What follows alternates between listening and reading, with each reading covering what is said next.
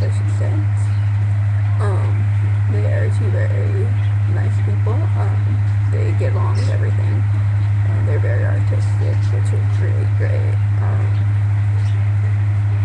For the most part, they're what are considered outcasts, which also fit the typical Juliet thing.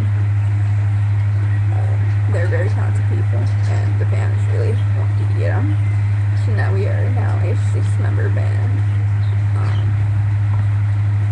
It's really cool because, you know, when we first started, the Drinkable Juliet thing was like a 2-man band, and it was like kind of like, you know, whatever band. And then it grew to 3 people, so that was kind of cool.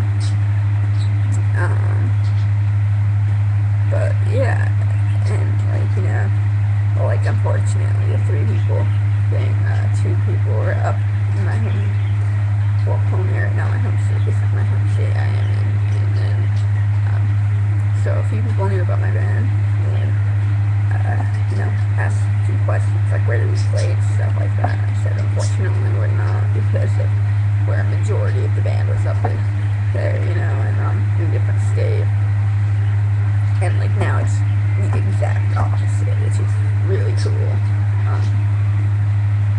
But yeah, like the majority of the band, and of course Juliet is living here, so that's pretty awesome if you ask me.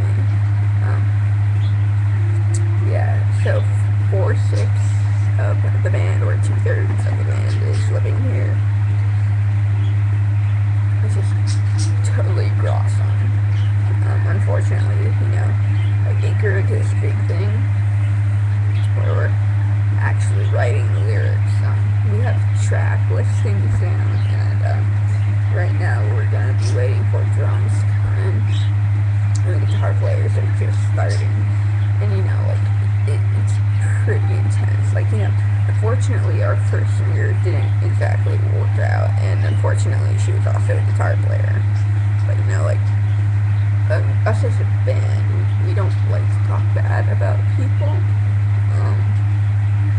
But we wish her the best. So we had discussed this issue with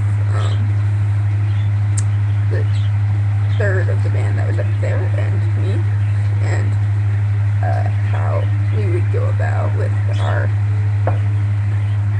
ex-lead singer. But you know, we don't hate, and we support her in whatever she chooses to go into. But on the upper note, we may actually be getting another addition to Drink the Boys and Juliet. And this guy, he's a sick mad guitarist.